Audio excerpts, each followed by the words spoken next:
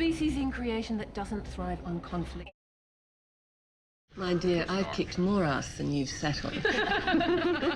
In the test to respectfully and honestly portray female characters as full beings with their own thoughts and desires rather than stereotyped window dressing, most fiction, especially science fiction, fails miserably.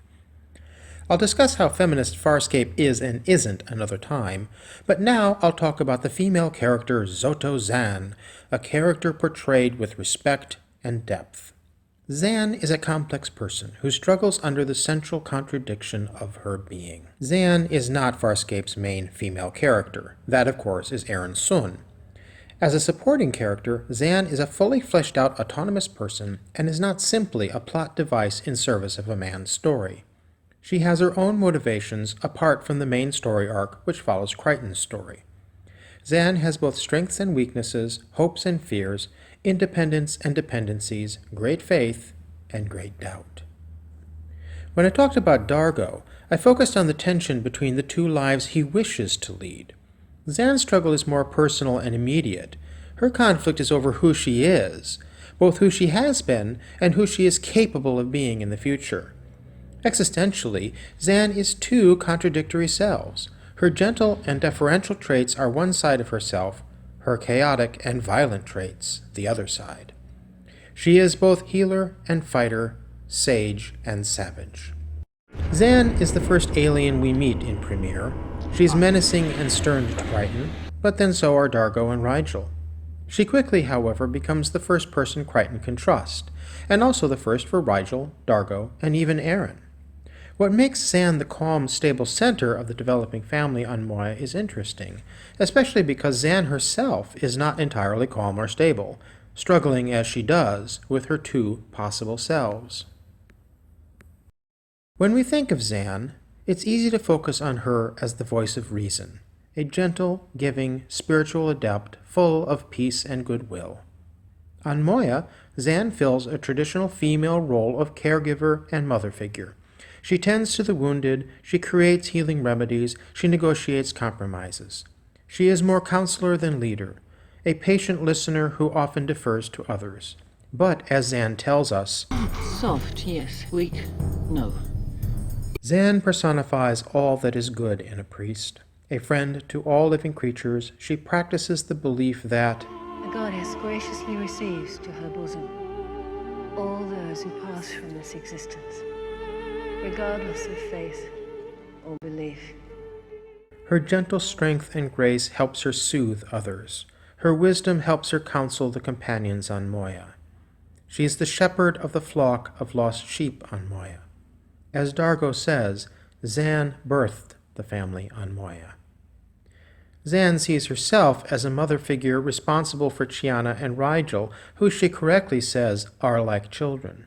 In Dream a Little Dream and other episodes, she readily sacrifices herself to protect others. Mostly, Zhaan is the ship's counselor, even a mom. She eases Crichton into his new surroundings with the advice that all good things come with Time and patience. Time and patience.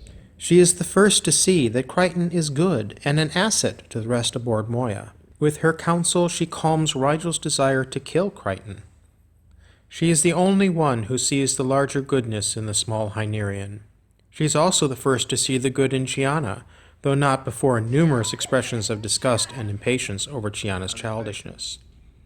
By accepting that Chiana is, in many ways, still a child, Zhaan can reach her better than the others can. Ask me tomorrow. But Zhaan is often slightly apart from the rest of the group. This is shown metaphorically in Out of Their Minds, when Zhaan is the only one of Moya's inhabitants not involved in the body switching. Even Pilot is switched around. Zhaan is left off Moya trying to placate the Holosians, fulfilling her role as the caretaker and peacemaker. In this episode, like in others, she is the mother figure, somewhat apart from the others, being the caretaker while others do most of the physical struggling. In other episodes, Zhaan is based in her makeshift lab on Moya, with the others running about bringing her problems to be solved. This dynamic began in Exodus from Genesis and continued through to Zhaan's final episode, Wait for the Wheel. Zhaan is the most knowledgeable on basic science and medicine, so she becomes the ship's science officer and medical officer in addition to ship's counselor. Zhaan is the matriarch, one of the family, but somewhat apart. She is the crone, healer and wise woman to whom everyone comes for advice and affirmation.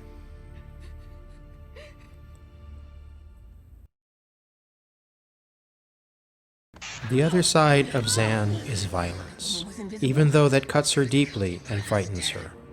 The betrayal must be punished. Zhaan introduces herself to Dargo and us the viewers as an anarchist, the leading anarchist on her home world. She refers to herself as having been a savage before she became who we see in Farscape. Her cryptic statements are not explained until Rhapsody in Blue, in which we learn that Zhaan is indeed a murderer, unlike Dargo. Her motives are debatable, such is the nature of political assassinations. We could consider her murderous act one of a freedom fighter.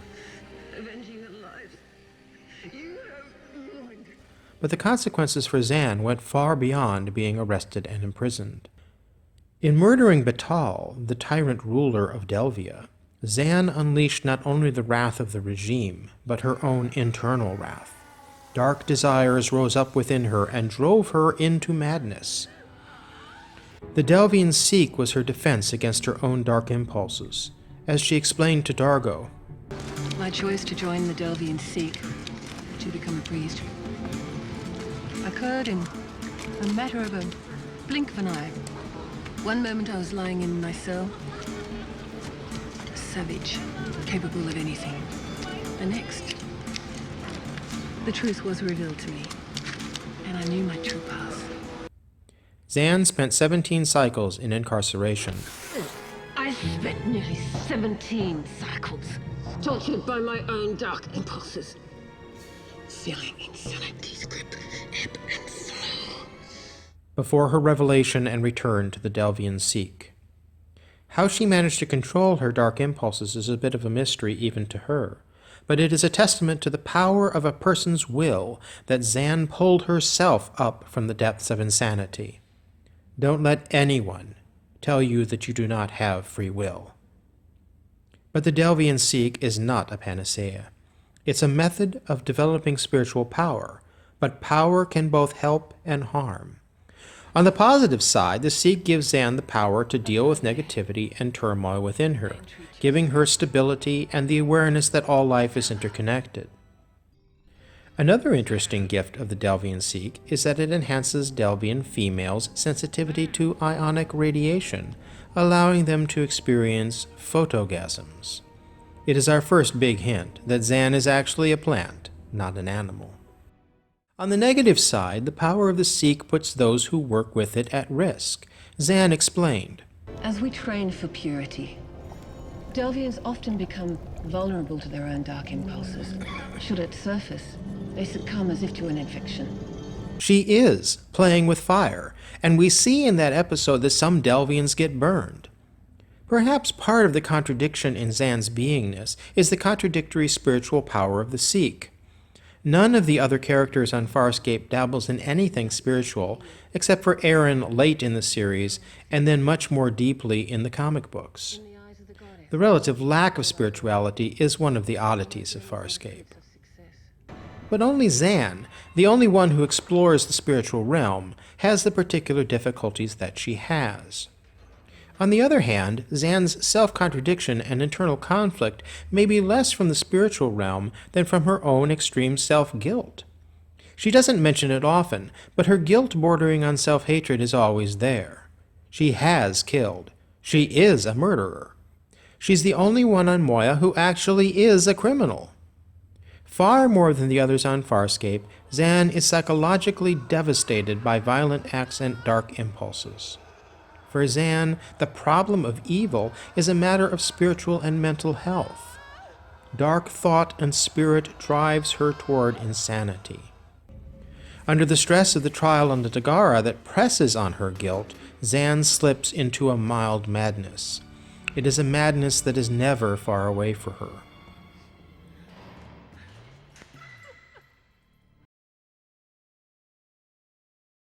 Zhaan's feelings about her murder of Batal and her foundational feelings of unworth are her core struggle.